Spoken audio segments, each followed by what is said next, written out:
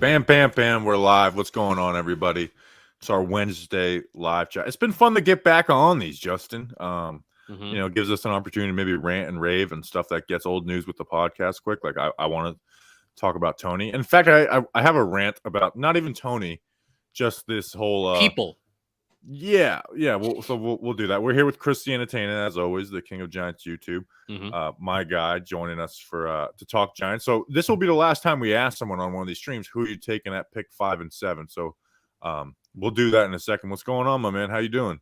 I'm excited to be here, man. Haven't talked to you guys in a bit. Took a little time off YouTube, getting back into it now with the draft fast approaching, and love you two guys. Got to meet you guys a couple of times. Hopefully, I get to see you guys at training camp this year, and hopefully we definitely get to go to another Giants game together. But excited to be on the pod with you guys. Excited to talk Giants. How are you guys doing?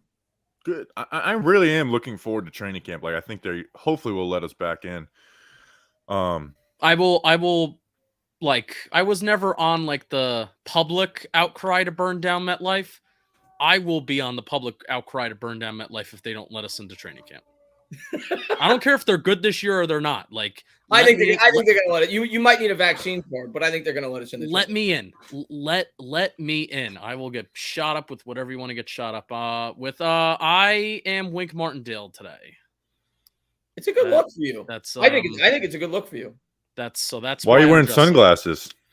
Well, Wink usually wears sunglasses in a lot of his pictures. And also the sunglasses are ultimately part of my brand. So that's why they're on top of my head. Usually sometimes he does this. Like he'll sometimes go, oh my God, I can't look at the camera, and he'll go like backwards, like put the glasses back there.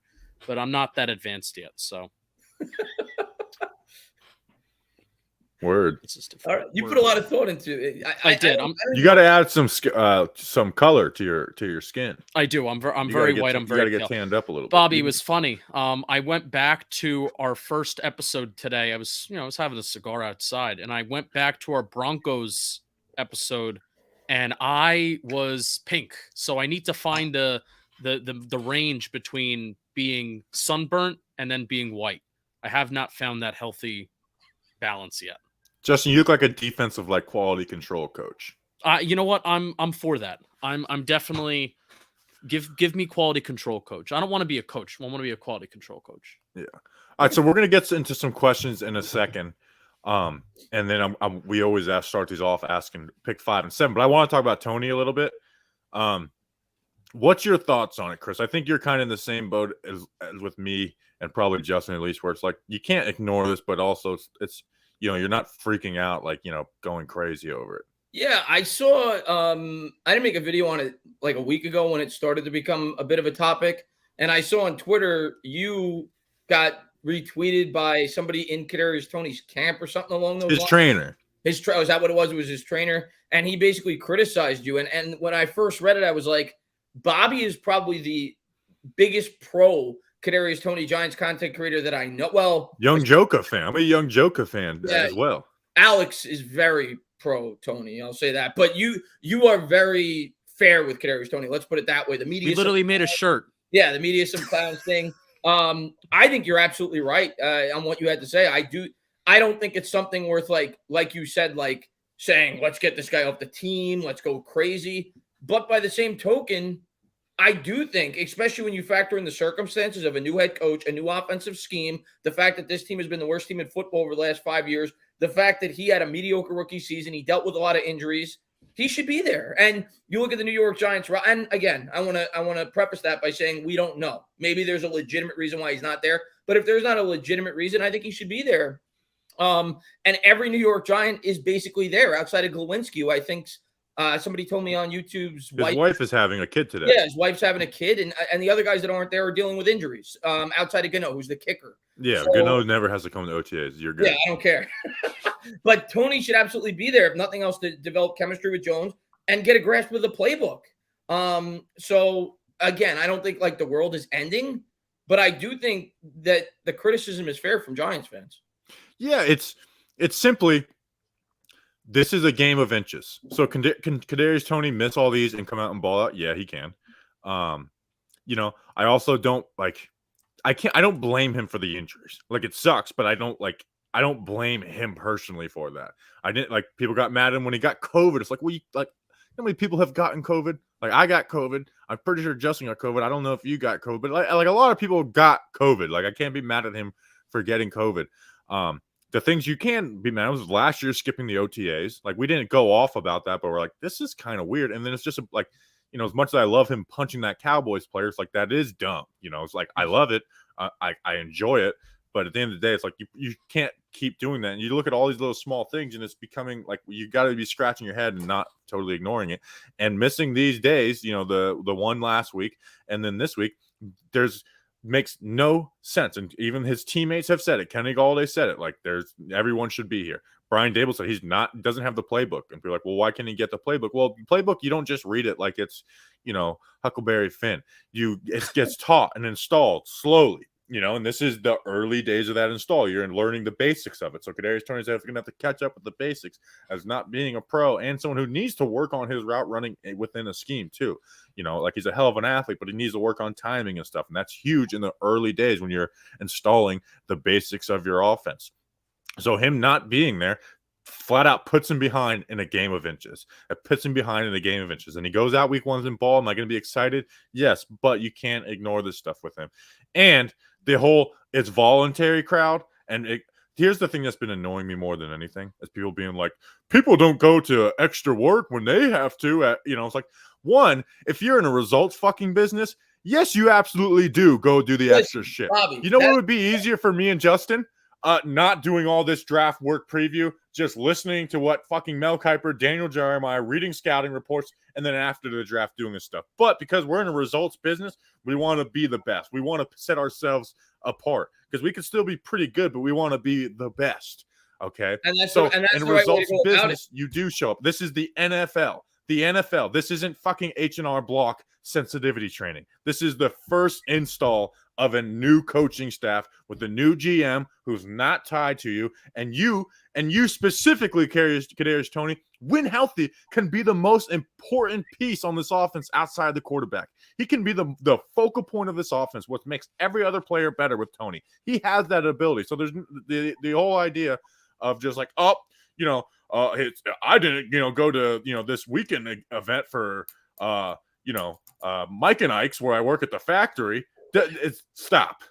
I think you hit the nail on the head. And I think the fact when you factor in also, like you said, the new coach, the new scheme, it makes it even more important that he's there. Not to mention he was a player when he was drafted, was a project. Let's be real. He was a guy that had a limited experience as a wide receiver at the collegiate level, came in as a quarterback and kind of, you know, got to become a wide receiver during his tenure there with the Florida Gators, but was a guy that when he came in, people said had a limited route tree, had things to work on. He should absolutely be there. And anybody that's the comparison that you just said is ridiculous. The guy gets paid millions of dollars. You should be trying to become the best player you possibly can. You look at a guy like Kenny Galladay. The guy got a $72 million contract. He's there. He's working. He's trying to get better as a football player, learn the scheme, so on and so forth. That's the approach that I think Kadarius Toney should take. I don't understand people that are defending Toney because it's quote unquote voluntary. I'm sorry. And again, it's not the biggest issue in the world. No, and there's really no need to be like. There's really no need right now to be like defending or like just pointing the finger, saying this, that. You know, there's no need for that right now. But there definitely is a worthy conversation of looking at the small things that have been accumulating over the past, you know, two years now. This will be the second year, right? Looking at the small things and whether it's his fault or it's not his fault. There are flat out Kadarius Toney, even though he is signed to be a New York Giant, has not been a New York. He's not been a New York Giant longer than he's been a Giant. Basically, between he missed the entire part of camp, which that's a huge part of how I'm going to be evaluating the Giants this year. Is are you going to be at camp? Are you going to be practicing? Don't tell me that practice doesn't matter. When Kyle Rudolph, Kenny Galladay, Saquon Barkley, Kadarius Toney, so much of your offense isn't participating in the major part of camp, you're going to start the season and you're going to struggle, which they started the season bad. And of course they ended the season bad too. So it's a huge part of just being there. It's a huge part of becoming what you're hoping to become, a championship team. Those people buy in and you like what you hear. You know, Kenny Galladay, you know, his quote today wasn't like, oh, I really want to be here and I love that I'm here. But it's like you have that sour taste in your mouth. of what happened last year. They're embarrassed. They want to change that. It's not like, oh, I'm so glad and happy to be here. I'm loving work. No, but you want to work to get rid of that sour taste in your mouth, which that is something that Kenny Golladay wants to do. And you would think it'd be something that Kadarius Toney would want to do after last year, where he was longer not a Giant than he was a Giant. Yeah, and if you're Toney, you also have to look at it like Joe Shane had nothing to do with me being on the New York Giants to begin with. I have to almost reprove myself, and for him not to be there and not putting his best foot forward, it's not a good look, in my opinion. It's kind of like going on a first date with a girl and not ironing your shirt, and not taking a shower beforehand. He's not putting himself, in my opinion, in the best graces of the new head coach and the new general manager. Yeah, and again, I want to reiterate and preface, like, I like Kadarius Toney. I like his person. I love his personality and the edge he has to him. But channel that into buying in with the team as well. Like, it's just as simple as that. Like, I don't care. Like, when he said some dumb stuff on social media, I was like, who cares? Like, he said he defended somebody that probably shouldn't have defended. Okay, with the Henry Ruggs tweet. Like, just buy in and be a good football player. Hell, no, I'm not going to say this. But when DeAndre Baker stuff happened, I remember talking with a friend. I was like, I'm a little more bothered by him missing meetings than, like, being in a bad situation where people tried to take him as a sucker and steal his money, and then him retaliating. If, like, you told me that situation happened without the police, I'd be more bothered by the meetings. Like, I don't care what you do in your free time. Just show up to meetings and stuff. Yeah. Show up. Show up and be there and be about it. That's really the only thing that I think people are talking. Not, again, it's not against Kadarius Toney, but people are kind of having the same conversations. People that having the same conversations that we're having. We're just like, well, we want you to be about it.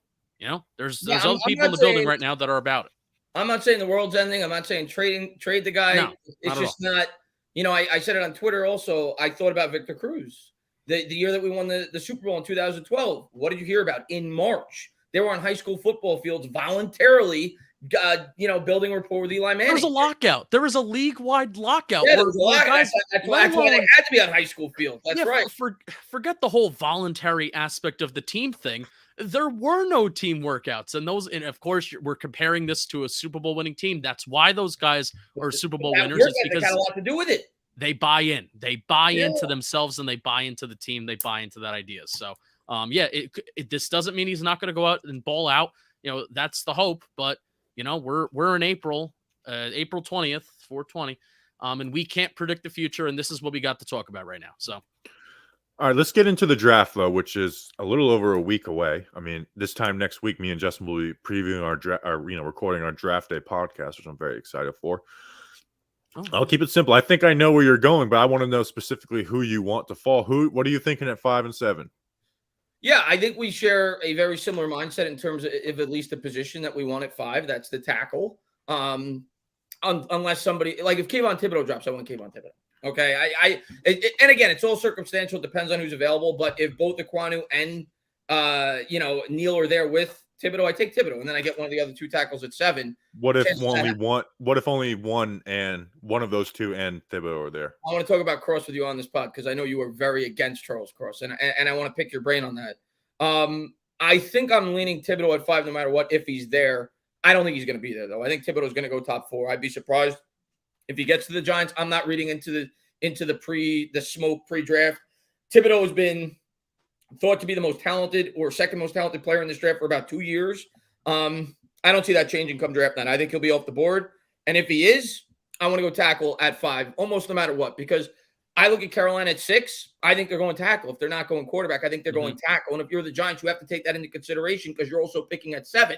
So the team behind you, if they're going to take a tackle and you need to take a tackle, it's probably in the Giants' best interest to snag one at 5. So for me, it's the best available tackle on their board at 5 and the best available defensive player at 7, whether that be a cornerback, a safety, an edge, who's ever number 1 on their board. This team needs high-impact players. The best player on your board at 7 is who you take on the defensive end. But for me, it's probably Neal. Neal's probably my number 1 tackle. You know a lot more than me. You do great film breakdowns on offensive linemen, which is why I want to pick your brain on Charles Cross. I've watched a lot of film study on Cross. People seem to think he's a really good pass blocker, mediocre in the run blocking department, but some people say he played in an air raid scheme. I want to get your take on Cross and why you're so against it. Because I'm going to tell you what, Bobby, I would not be shocked based off the things you're hearing, and it could be pre-draft smoke.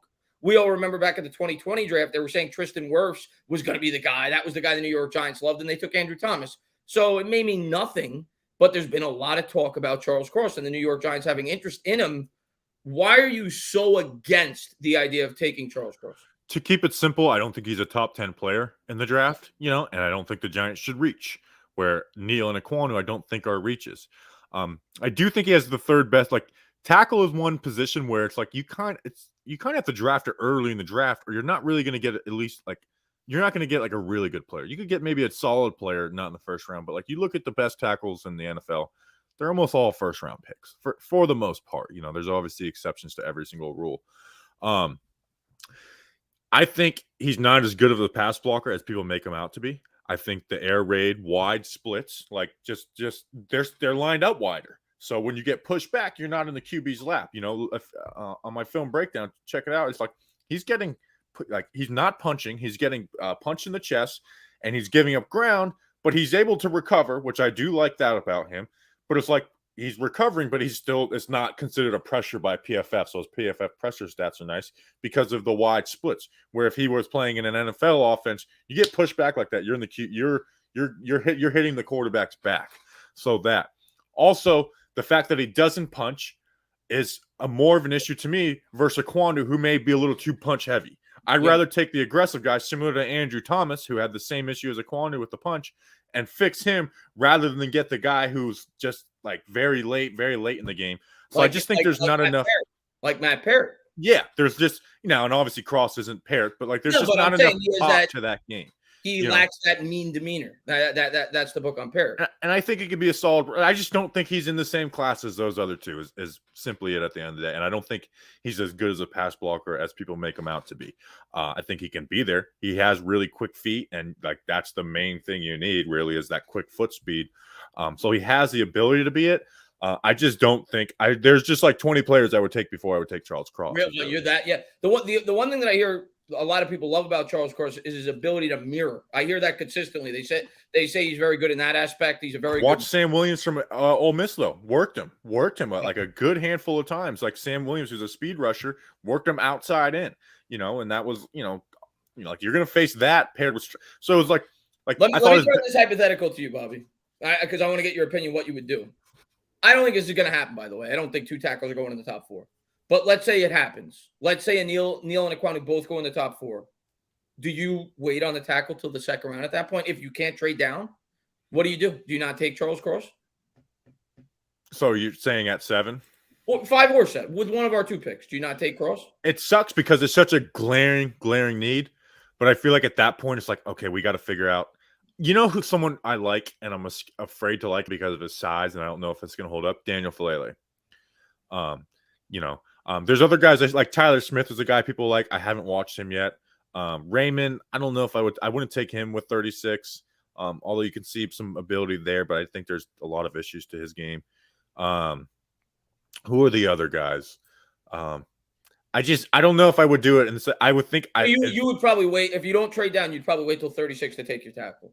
I don't know if I would even take one at 36. Really? I'm not going to reach on need and get a bad player. So that's frustrating. But to me, it's either Neal or Ekwonu or trade back into a range where Cross is the best player available.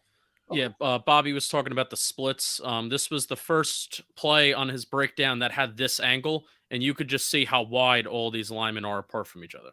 And this is one of the more tighter aligned ones, like it's a lot of times it's like the guys on the right, where it's even wider, And also, the thing that I edit all your breakdowns, Bobby. So the thing that I saw, and this is just bad from what we saw for Nate Solder at years of left tackle and right tackle, not comparing the two, but the issue that he had is just opening up his hips way too early. And Cross, every single rep, even though he is so wide, he is opening up his hips almost every single rep way too early. And guys are bigger, stronger, faster in the NFL. And if you're opening up your hips early at the college level when you're already lining up so wide to begin with, then that's not a good sign. So it's not that the fact that he's not athletic. It's not the fact that, he can't be a good tackle in the NFL. It's just you're kind of going off of what you can see right now.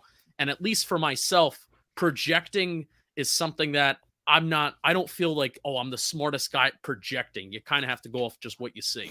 So, yeah, all right.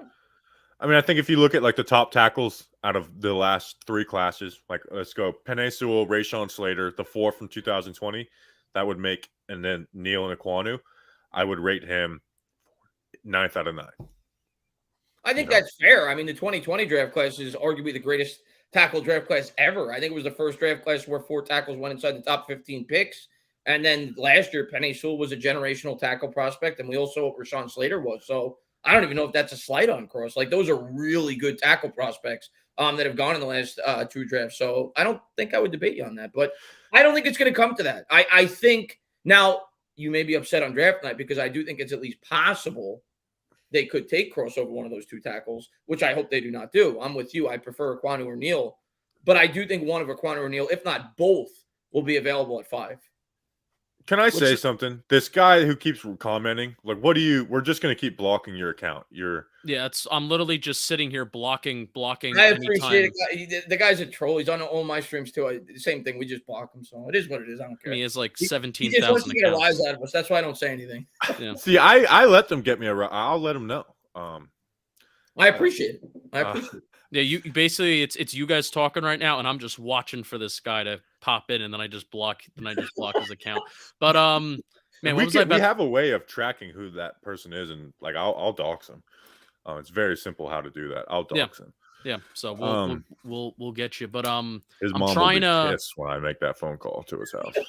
I'm like a thing that I'm worried about draft night, Chris. On that note of, hey, if there's an Ekwonu/Neal, I would really hope if Neal's there and they don't take Cross over him like that. I would hope that but there's part of me standing back and just looking at the athleticism part of it, right? Right. I can understand why they may take Cross over Ekwonu. I'm just what is my point? That stupid guy got me thrown off and he won. I forget, and I'll think of it. Let me transition. Let's move on. Let's move off the tackles. So you get whatever tackle you want at 5. Let's say we get Neal. Who is like the guy? Like, give me like your 3-man big board of guys who reasonably could be there. I mean, who I think. I'm not even talking specifically one. Who I think who we could be leaning with at 7. I do think the Giants are going to be open to trading down. I don't think they're going to trade down just for the sake of it, though. And in the end, I don't think we're going to trade down because I don't think anybody's going to be rushing to the table to trade up for one of these quarterbacks. The one instance, as crazy as this may sound, where I think it's actually more probable that the Giants may trade down is if 2 of the top 3 tackles get to the 7th pick. Because then I could see a team like Seattle, for example, making a small jump from 9 to 7 to assure that they get Ekwonu or to assure that, I could see something like that. But if they stay at 7 and they already have Neal on their board, is Sauce off the board? Because if Sauce is there, I think that's who they're taking. Well, give me like your power rankings of like Sauce, Kayvon. I think Sauce is the guy. Kayvon's the guy. But if Kayvon's gone, which I think he will be, I think Sauce is more probable he could be there. I also think he could be off the board. There's been rumors now that he may go top 4. But I think Sauce is the most. I've had Neal and Sauce in my mock drafts for the last 2 months as who I think the Giants are going to get. If Sauce and Thibodeau are gone, I think you're looking at Stingley, who I'm not in love with. He's got injury concerns. I know a lot of people are pretty high on him. If you're going corner, I think that's what you're looking at. If you're going, you could go Hamilton, which you could at least argue could be the best available player there. I know he had a little bit of an underwhelming pro day and combine and so on and so forth. Or you go with the best available edge on your board. I think those are the options, which could be Trayvon Walker, which I know a lot of Giants fans don't love hearing, or a guy like Jermaine Johnson. I think those are your options probably. In the end, if Sauce is there, I think he's going to be the pick. Take Kayvon and Aiden off the board. Who's your favorite edge out? Like, who's like your 3rd? I like Karlaftis, but I don't know how well he fits the scheme. Yeah, I like Karlaftis more than most people too. I just don't know how well he fits our scheme, though. That's the thing. But I like Karlaftis.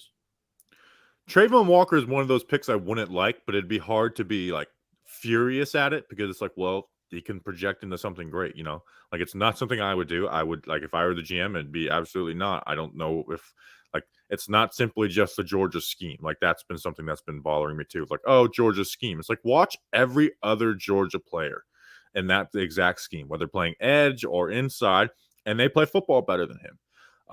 Now, so like my thing is like you just got to say that he's a project. Not stop blaming it on the Georgia scheme. He's a hell of an athlete who can be but he is a project. So that's one of those ones where it's like I would be annoyed by it, but I wouldn't be mad at it. Cross over Neal or Aquanu, I'd be bothered by. All right, so we'll start taking some questions now that we got our Toney stuff and our 5 and 7 out of the way.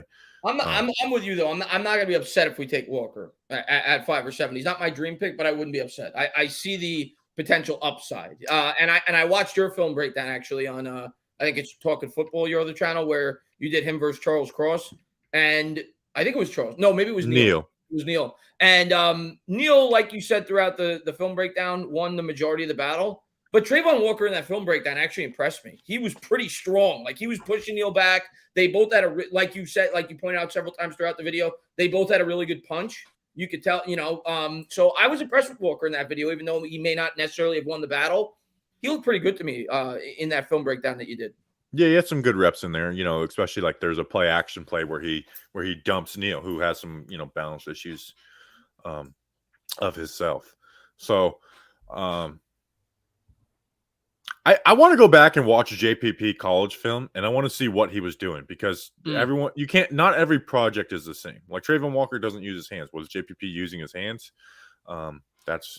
That's the question. So, but I just hope Trayvon Walker goes like top 2. That would be. I do too. I would be okay with him at 7, but he's not my dream pick. Yeah, I think if he's taking that top 4, our reaction when we hear Trayvon Walker on our live stream is going to be a celebration. Like if one funky thing happens, here's my mindset.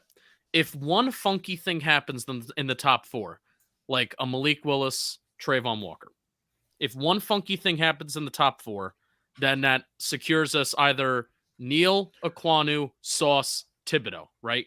Secures one of them. If 2 things happen, funky things happen in the top 4, then we get a tackle and Thibodeau or Sauce. So I'm hoping 2 funky things. I'm hoping for 2 funky things to happen in the top 4. And then I feel like we're going to be happy no matter what. What's your dog's name? I was going to ask you, and it sounds like we have the same. What's his name? What'd you say? What's your dog's name? RV. Arby's? Yeah. RV, come here. RV or RV? This will be a great screenshot. This is great promotion to get the dog on the Mikey, screen. come here. Lucy was a big part of the show, and then she died. But I was going to ask you, what's your dream top 4? And for me, like realistically speaking, and my dream top 4, and I don't care where he goes because it doesn't matter. Just go in the top 4. Trayvon Walker goes in the top 4, and somebody trades up for Malik Willis in the top 4. Will that happen? Probably not. But to me, like you just said, that would be my dream top 4. I'm going to catch us on some super chats, so I'm highlighting it. But in a second, I'll get to it in a second. My dream top 4 is Aiden is realistic. Obviously dream with him the fall, but realistic. Trayvon, which is realistic. Kyle Hamilton, if the Texans were to somehow fall in love with Kyle Hamilton. And then if the Lions went QB or something, it went QB. Like that's the dream, somewhat realistic. I don't think anyone's taking a QB, but like that's the realistic dream. If you take out Malik Willis, it would be Aiden, Trayvon, Kyle Hamilton, and then one of the linemen. Yeah, one of the linemen. It's like, okay, we're only getting one of these guys. Aquanu goes 4, and we get everything. Yeah. And then you have yourself Kayvon or Sauce possibly, and possibly the option to pick between both because the Panthers don't need pass rushers on the edge, and they drafted J.C. Horn last year. So if Thibodeau and Neal were there at 5, you're going with Neal. Because I would too, because of what you just said. I don't think Thibodeau and Sauce. No. So Thibodeau gets the 5, but so does Neal. You're going with Neal at 5, right? You're going to hope that Thibodeau gets the 7. Yeah. I agree with you because I don't think Carolina's taking a pass rusher. That and just that right tackle is such a huge need, and it meets the best player available range. And I think Neal is a better player than Thibodeau too. I think I would hope that he would be higher on the Giants board too. So that's at least my opinion. Yeah. All right, CJ Griffiths. Hey guys, love your content. Which offensive tackle is the best scheme fit for the Giants and Dable's offense? Neal, Icky, or Cross? I think it's Icky because you can put him in wide zone, you can put him in gap, and just knock dudes around. I'm starting to rethink who's my offensive tackle one. I might go Ekwonu. Whoa. Just kind of reaching for he's got a higher ceiling, which is crazy to think that like a 6'7", 350-pound tackle who can move pretty well in Evan Neal doesn't have the highest ceiling. Inky's my favorite prospect in the draft. I don't know if he's the best tackle. It's between him and Neal, but my favorite prospect to watch is Ike Ekwonu. I think the stuff he struggles with, players get better at if they buy in. Yeah, I'm a big fan of his. And the other thing that I really like about Ekwonu, even though Neal could transition as well, I feel like Ekwonu is probably a more natural transition to the guard position, where if he doesn't work out at the tackle, he could easily shift over to that guard and be really good. So it's close for me. I'd be happy with either one. Right. All right. 0xix afternoon, gents. How's it hanging? Really hoping we take Kayvon T and Evan Neal. I also think we'll get Linderbaum in the second round. That would be crazy thinking about where the Tyler Linderbaum. Hello, Andrew. Where the Tyler Linderbaum conversation started, and he was actually the first player I watched, the first breakdown I did, and I was like, 7 is kind of crazy. Like I know he ran down the field really fast versus Kentucky in a straight line. That was cool, but I don't know if this guy's a top 10. So it's kind of been. I mean, he's one of the players I'm watching.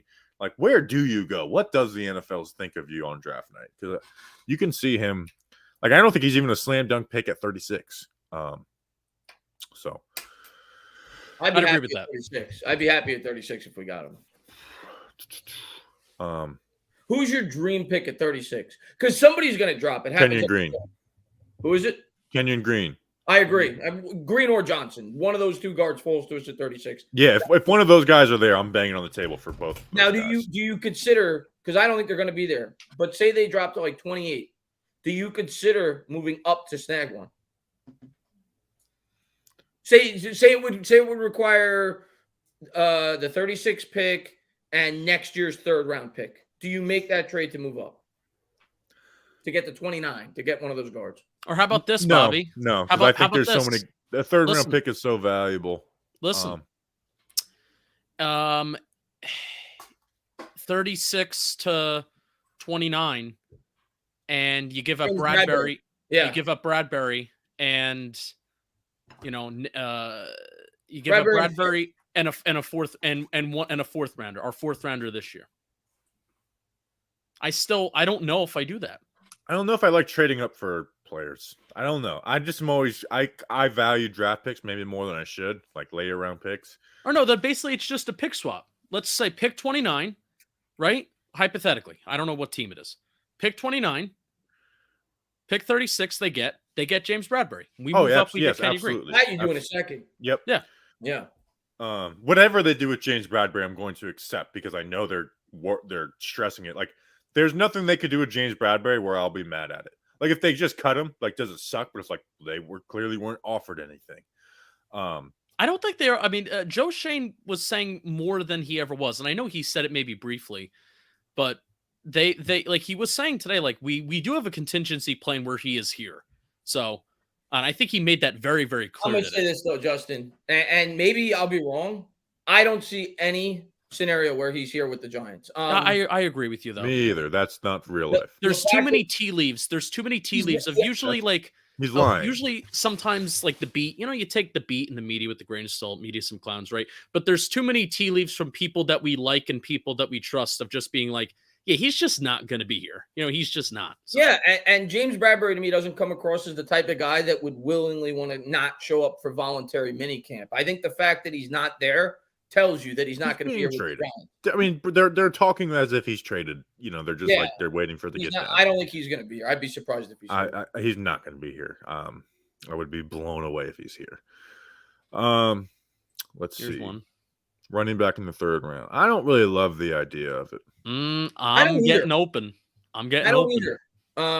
And I've seen James Cook has been a bit. And if we're going to take great receiving back, but he doesn't really break tackles. He's 195. He's maybe he's a little bit, but he's not like a guy that's going to be an every down back in the NFL. He's easy to bring down. And the way I look at it, Bobby, I'm not opposed to taking a third round running back. But if we're going to invest that high of a pick, and that's high for a running back, right? If we're going to invest that high of a pick on a running back, I would rather our offensive line be more established before I do that.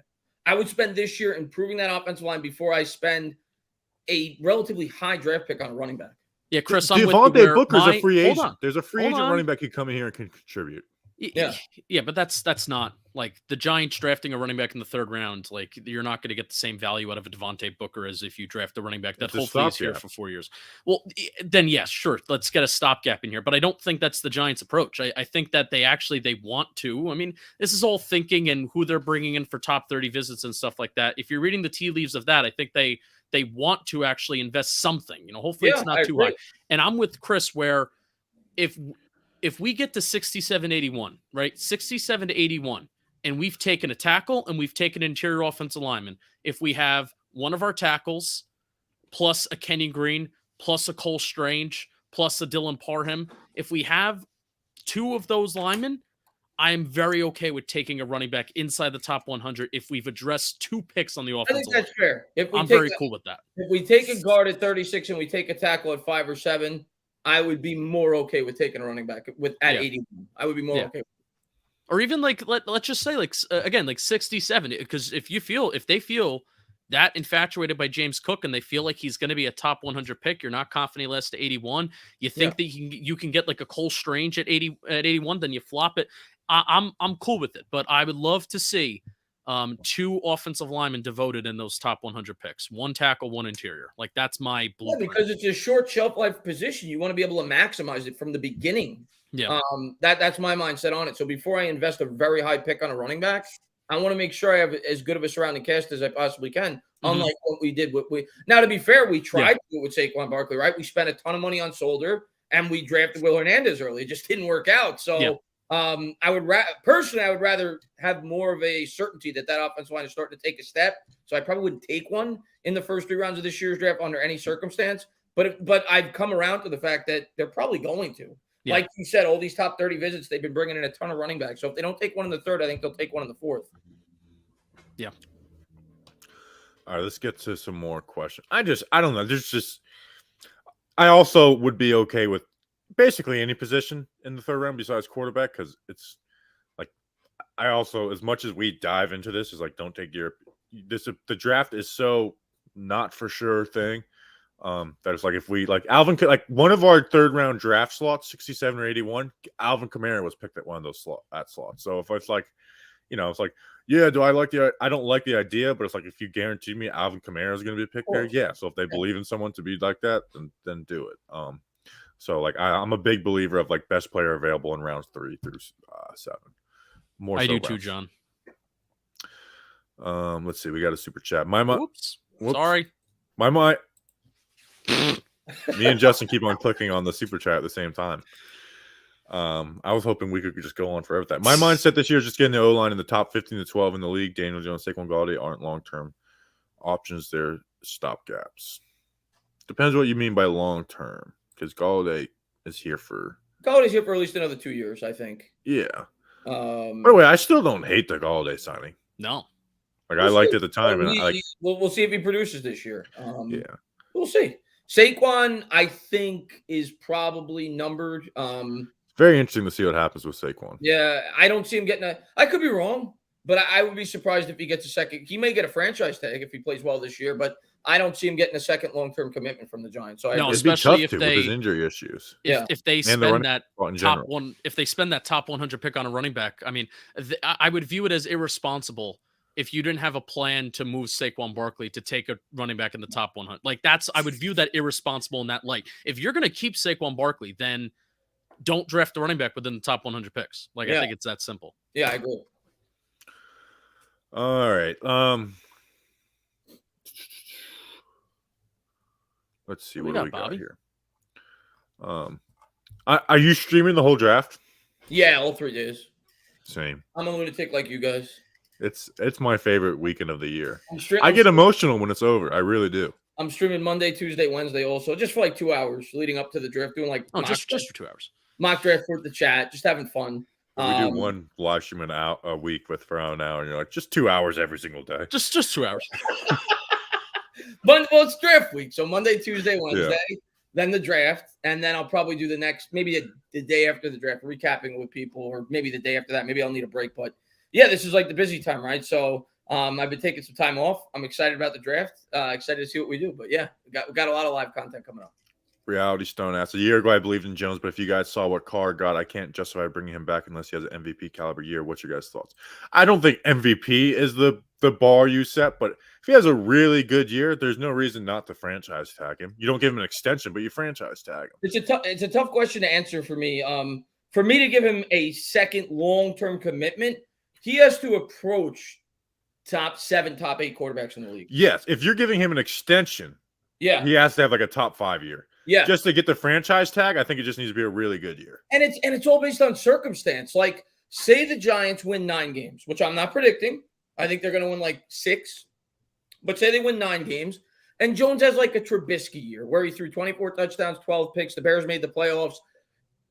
And you're not in a position to draft a quarterback. You don't force a quarterback pick. So for me, it's circumstantial. If you're picking 16 to 18, and you're not really in a position to take a high-end quarterback, yeah, I'm open to franchise tagging him for another year. But I'm not giving him a second long-term commitment unless he's at least approaching guys like Joe Burrow. Because in today's NFL, you can't win when you pay a quarterback second contract money unless they're upper echelon talent.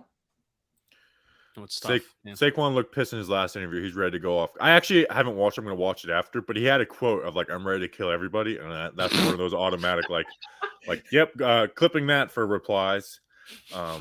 Like that was like, yes, culture of violence. We need to get you a Talking Giants draft hoodie where we have the big culture of violence on the back. We do. Yeah. I'm excited. I'm excited to see Saquon this year. I really am. I think he's going to have a good year. And I have been heavily in they should have traded Saquon, or at least if they could have gotten like a 4th round for Saquon, which I don't know if they could have, I would have taken it. I don't think they should give him an extension. I think the idea that you can't bank on him being healthy. He's been injured. If you think about it every single year, because we forget he had that hamstring injury in training camp in 2018, but he played the full season. But he's had, at least some type of little injury issue. But I also can be like, I hope he balls out. There's some people and that hope they don't root for him. And I think they may not admit it, but a lot of people don't root for I'm hoping for it. I'm hoping we get 2019 Saquon, not even 2018 Saquon, 2019. Then you're in a weird spot though. I mean, you're kind of in a no-win situation with Saquon because you're not going to be a winning team this year, and that's why I've been in favor of moving on from him. Because if he balls out, what contract are you going to give him? For me, and I love Saquon, and I wish him nothing but the best. I think the best case scenario for the Giants is Saquon gets back to the 2018 form. He absolutely balls out the first 8 weeks of the season. And then at the trade deadline, you find a team that feels like Saquon Barkley is that piece that can put them over the top to compete for a championship. And we see teams make silly trades every year. But that's tough though, Chris, because I think right. That's number one. First-round pick. But the value goes higher than it currently is. No, but that's tough. Wait, hold on, Bobby. Hold on. Because I think that football is a different sport than baseball, where baseball you'll have hey, this is a struggling team. This player's having a really good, insane year. You kind of can just snap your fingers and then boom, you can go to another team and pick up where he's left. So I think football's a little bit different sport. Now you've seen football in the trades these last 2 years. It's football's becoming a little bit more like baseball, basketball with these blockbuster trades, and teams are just snapping their fingers. So I don't know, Chris. It's tough for me to see in a business that I think I think it's a little bit more people centered instead of just that may be a wrong it's less likely that happens if he's balling out for them to just trade him in the middle of the season like that, because it's not like other sports. So I think that's fair, but I do think it's possible. Yeah. No, absolutely. What's an ideal situation for me is we get a second round pick for Saquon. If he's playing great, you find a team that feels like he could be a piece that could help them contribute to win a Super Bowl. A team like the Chiefs, who may need a dynamic player at the running back position. Of course, they lost Tyreek Hill. You think about what Andy Reid could do with a guy like Saquon Barkley, a team like the Buffalo Bills, who could probably use a spark in the backfield. So I think it's possible if he gets back to his old form that a team's willing to throw a second-round pick. You factor that's going to be a late second-round pick for Super Bowl contenders. Yeah. That's what I'm hoping for. I don't know if it's going to happen, but that's what I'm hoping for. It's crazy that the Bills need a cornerback and a running. You would think that they would need another running back, right? But they need a running back and a cornerback. And the Giants have 2 that. And they got Joe Shane. And they got Joe Shane. So, There's part of me that thinks, like, hey, Saquon Barkley could be a perfect candidate for Buffalo, right? They need another weapon, and there's they're part of me thinking that about thinks drafting one at 25. there's part of me that thinks they're probably watching the 2018 draft, and laughing at Dave Gettleman picking a running back at pick number 2, and then that's why Joe Shane can't realistically call up Brandon Beane and be like, "Hey, do you want that guy that we laughed at that the Giants picked this guy a couple years ago?" So I have that scenario in my brain, like those two guys are sitting side by side. Peter says 2019 Stingley is better than 21 Sauce. But Stingley, he probably is worth a 7. I watched Stingley when healthy these past years, and he's not better than Sauce. So this confused us the first time we ever got a chat like this, where like someone gave $200. It's some other type of currency. When it's green, it's usually like equivalent to $5. That's what I've learned. The color, the green is okay. Yellow's 10, green is like 5, red. Yeah. So that's the first time we did it, we like yelled at the guy, like, "Don't give that much money." Seriously. And then we're like, "Oh, it's like $2." Yeah. If Nakobe Dean and Kenyon Green are there at 36, who do you pick? Me, it's an easy Kenyon Green. Entertainah. Yeah, Kenyon Green. And I listen, I do think the New York Giants need a linebacker, but I think they need more of like a coverage type linebacker. I don't know if what's the name of the guy from Nebraska who I like, who's Jojo Doman. Jojo Doman. I like him. He's interesting. Like a flyer. He's an like you said, he's an interesting prospect who I do feel like could be a guy that I could see Wink getting really creative with. This is the type of linebacker that I like. But yeah, Kenyon Green. Kenyon Green to me is a guy that you feel like you could stick in there for the next 10 years, and you really don't have, and at a pretty cheap price, 2nd round pick. So you don't really have to address that offensive line early on in the next couple of drafts if you're able to come out of this draft with Kenyon Green and Evan Neal. Pimp Name Slipback, he said it's Mexican pesos, and I believe him. Okay. Sure. Art Vandelay, Bills are apparently open for drafting running back in the first. Why not trade for Saquon with a lesser pick? Good luck fighting Danny King, Bobby. Second part of that question, I don't need luck. I'm going to whip Danny King's ass. Wait, why are you fighting Danny King? Just because I feel like it. Oh, okay. I thought maybe it's a Mets Yankees thing. I know he's a big Mets fan. Well, I'm coming to New York next Tuesday. I just figured I didn't want to be like I didn't want to just announce I'm going to be in New York. I wanted to announce something that's going to happen. I'm going to fight. I'm going to my first Yankee game at Yankee Stadium on Tuesday. That's right, because you went to the Mets game last time, right? And it rained out. We not only did we only see half of like a first inning, we missed the home run and like a 3-run home run by like Juan Soto. And then it rained out, and I got the most drunk I've been in the last 5 years just waiting for it to stop raining there. Bobby Skinner and I partially shared a cigar together. It was a nice moment. Danny King now has nicer hair than Bobby Skinner, so I'm getting a haircut before I show up, though. Well, that's going to be even worse. You're bad with not a lot of hair, so appreciate that. I don't think the Bills want to trade for Saquon. I think they want to invest in their own guy, who they can have control of. Yeah, if I'm the Bills and I like a running back in this draft, I would sooner draft the running back. I agree, because you got 5 years of control as opposed to one with Saquon Barkley. So. No, they're already paying a bunch of players, and they're paying them a lot of money. So go and pay Saquon Barkley. I mean, trade him. Fan, I think they should. But trade him and sign him the next day to a 4-year deal. Do it, please. Someone said we missed a lot. I hope we didn't, but I also I think you caught up. Up. I also like to let our listeners know, if you do a super chat, we'll try and get it, but we're not going to hit every single one. I think you got them. Like if we start getting flow. Who do you guys like for linebacker and wide receiver draft from you? Give me a 3rd-round linebacker and wide receiver that you can see being there. Mine wide receiver is Alec Pierce. Muma. My linebacker would be I'd go Muma as a linebacker in the 3rd round. Yeah, Muma could definitely be one. Yeah. I love Channing Tindall. He's a guy where if you're talking about taking a guy that's traits over anything in the 1st round, I get a little nervous. But Channing Tindall, limited playing experience, but an athlete that could just fly around the football field. Project. Feel better about taking that guy day 2 versus day 1. So Channing Tindall, and then who is somebody not named Alec Pierce?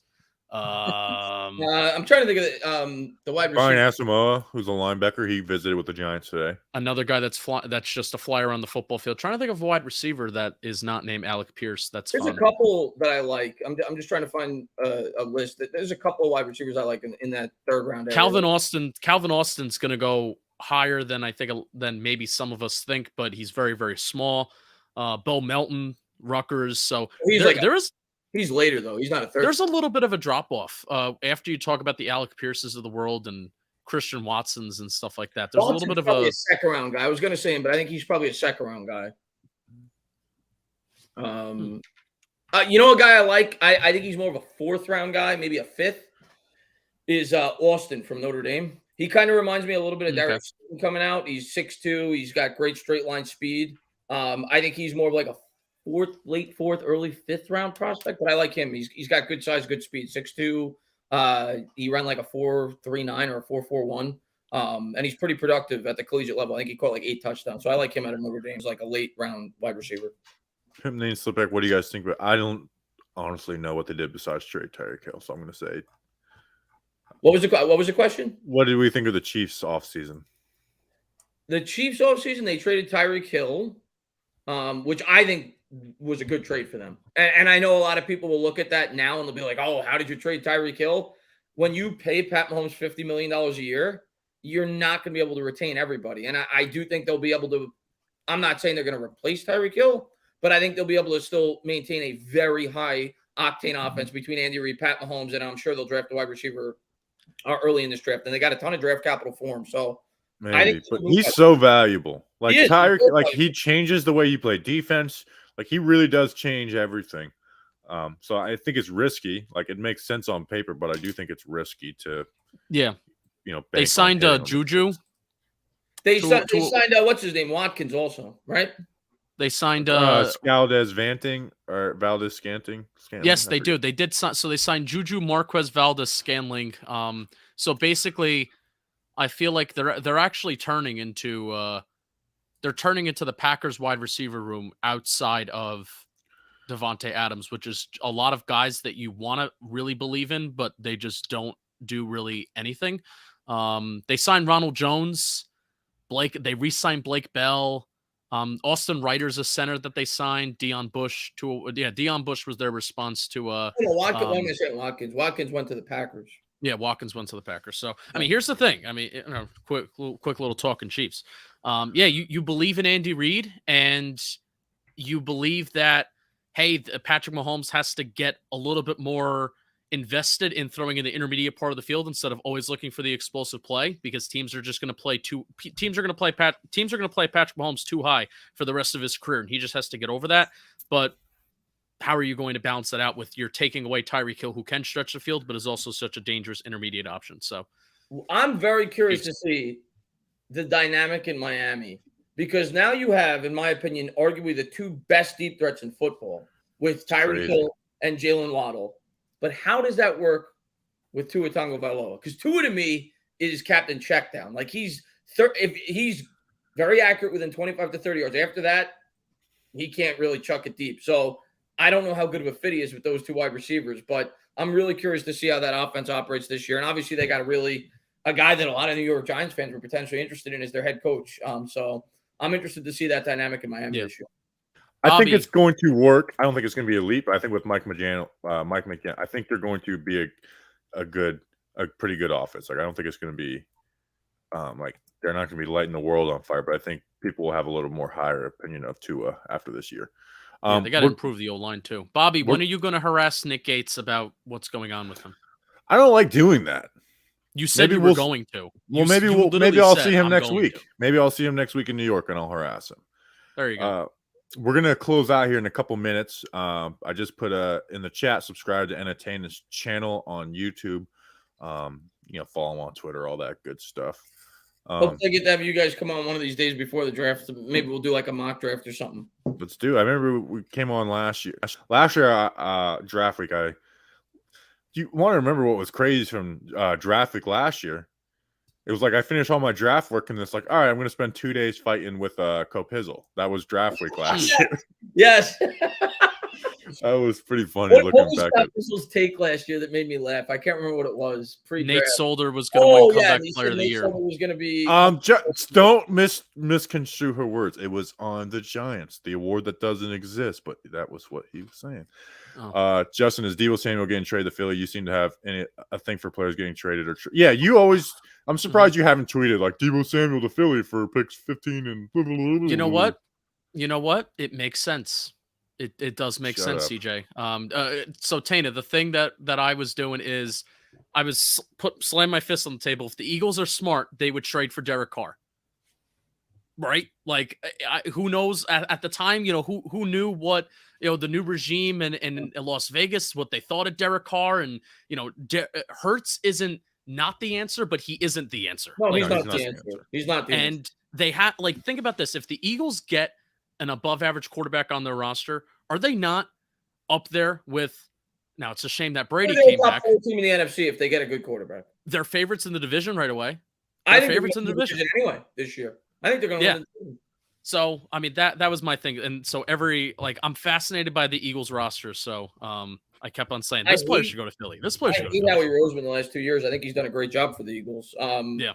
They're really good in the trenches. They're exactly what I want the New York Giants to be. They have a really good defensive line, a really good offensive line. It's just that in more recent years before last year, they had a lot of injuries. But if they're healthy, they're the best team in the division in the trenches. The Cowboys took a huge step back on the offensive line. I think they're going to take a lineman at 24 because they lost Lyle Collins. They lost they lost somebody else too. They lost another member of that offensive line, if I'm not mistaken. So I think the Cowboys are going to line relatively early. But yeah, I think if the Eagles got a Carr, who to me is like in that 10 to 15 range of quarterback, yeah, they could be dangerous. It changes their team. And that's why I'm really glad. I'm hoping Brandon Brown is putting his foot up somebody's ass in that Giants facility. That's like, hey, hey, we're coming from the Bills and we're like okay with our O-line evaluations. We really like Charles Cross. And he's like, nope. If Ikem Ekwonu's there, if Evan Neal's there, you better take him. And that's Brandon Brown with those. He got a lot of credit for what the Eagles did, and a lot of Giants fans are excited about Brandon Brown. Yeah, he was very pissed. Well. He's very qualified. Roseman was pissed. Like didn't he like will the change at the owners' They lost meetings? Another guy too.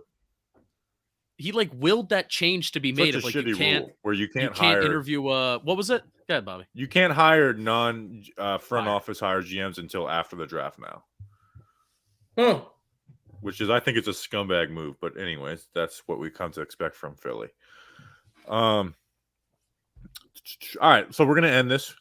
Chris, we appreciate you coming on again. Everyone go subscribe to his channel. I'll post it one more time in the comments.